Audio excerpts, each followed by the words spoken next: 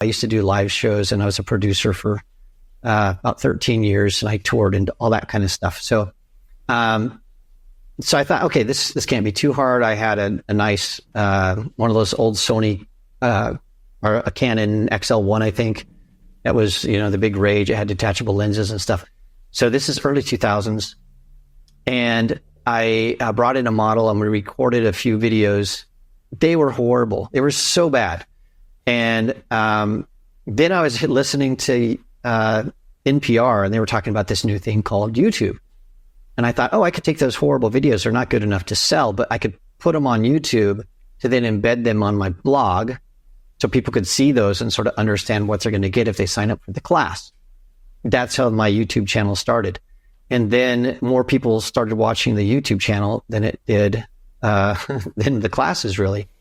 And so then what I decided to do was to create Digital Photography 101. And when I did that, the methodology was very planned out. It was, I'm going to teach a principle, then an application, then a principle. And the thought was people will watch this in sequence.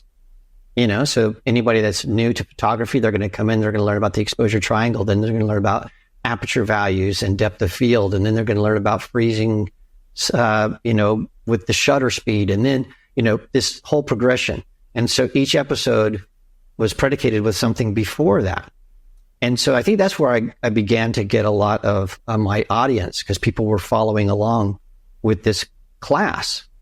And so then what happened was the MAC Group, which is the U.S. marketing channel and distribution channel of Profoto and Seikonic and Mamiya and Pocket Wizard and about Benro and Tenba and I don't know how many brands. They were trying to break into social media. It was a new thing. And so all of their brand managers were looking for people that were using their brands, and all of them found me because unbeknownst to me, I was using all Mac Group products. So that was, they just have good stuff. And so then they called and asked me to do videos. And so I started doing videos for Profoto and Pocket Wizard. Then I did a tour with Pocket Wizard, and then Adorama. So Abraham Steinberg was the guy at Adorama. He was a marketing guy. He wanted to get into social media. He saw this stuff. And so he called me and said, hey, we will sponsor Digital Photography 101. And so it used to be Digital Photography 101 brought to you by Snap Factory, which is my company, and Light Source, which was a photography podcast that doesn't exist anymore. And they said, we will take the place of Light Source, and it'll be brought to you by Snap Factory and Adorama. And we said, fantastic. And so they said, let's do it for 2 years. We signed a contract, and they wanted a video every single day. So it was this insane schedule. And so it was a product review, an interview, a teaching, a behind the scenes. And then we never did this, but the original plan was to have little Mark Wallace's pop up on the Adorama website when you clicked on a product. And it would be like, and I'd pop up and be like, you're looking at a Canon STE3. This is the new whatever. And I would give some little help, like the little Clippy from, Microsoft Word back in the day. So technically that was just too much work. And so we flipped that, and it became iPad reviews. And so early in the day, but things changed. And so after I'd hired a staff, we built out the studios and the sets and all of that kind of stuff. Adorama hired a new marketing manager. He came in and he said, this is crazy that we're going to invest this amount of money, and it's all going to be on Mark's YouTube channel. We should create our own YouTube channel. We should create an Adorama YouTube channel. And I said, well, we've already signed an agreement. And so there was this back and forth for a couple of months. And then we decided we would create Adorama TV. And if you look at Adorama TV for the first 2 years, it's Digital Photography 101, and it's on my YouTube channel, and it's on Adorama's brand new YouTube channel. Because in the early days, my YouTube channel was much, much larger than Adorama TV. And so for 2 years, it was these two things.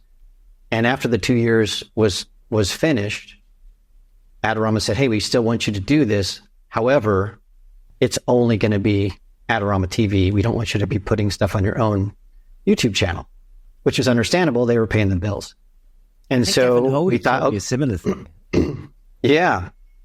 I think Gavin knows the whole history. He was there with me through most of that stuff. And so the original Adorama TV, I thought I would be doing that for about 2 years. And then they asked me to stay on and be the host. And then we brought in Gavin, and we brought in Joe McNally, we brought in Vanessa Joy, we brought in Tamara Lackey, we brought in bunches of people. And then we just kept doing it. And so in 2022, Adorama said, hey, we've done 12 years. And because of budgets and stuff, we can't really do what we've done in the past. And so that's where we ended. So I actually did 10 years of Adorama TV that I never planned to do. So the whole thing was a blessing to me. Yeah. And then, of course, you went, I mean, in between, you sort of went on your motorbike and like I said earlier, circumnavigated the world as well on top of that. Right. Well, my people ask me about photography and, do you love photography? Is it your passion? And my answer is no, photography really is not my passion. Photography for me is just a means to tell a story about the people and the experiences that I have. And it always has been. And, the teaching part of that and the YouTube thing was not really, I never sat down and said, this is what my goal in life is going to be, is to become this YouTube guy. I always thought of myself as a storyteller and a person that would look at different belief systems and different viewpoints and try to tell those stories through audio and through video. So I've created a bunch of audio stories sort of in the spirit of This American Life, or Jonathan Goldstein, or if you're a podcasting nerd, those guys. But I couldn't monetize that. And so I still do that occasionally as a passion project.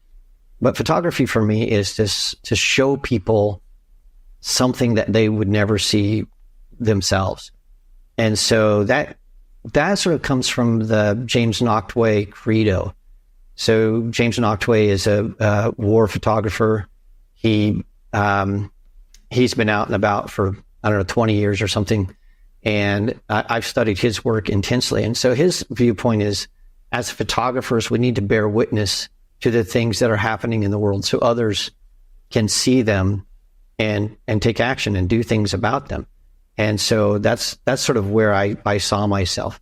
And so when I finally had the opportunity, I realized, hey, I could shoot my exploring photography videos anywhere, and Creative Live was doing well. So the classes that I was recording. So I thought, okay, I could just sell everything and do what I've always really wanted to do, which was explore the world, meet people, learn about myself, learn about different cultures and beliefs. And I'm a geography nut and a history nut. And so thank you so much for tuning in. If you enjoyed that clip, then press here for the full episode in glorious Technicolor. Hey, and don't forget to subscribe.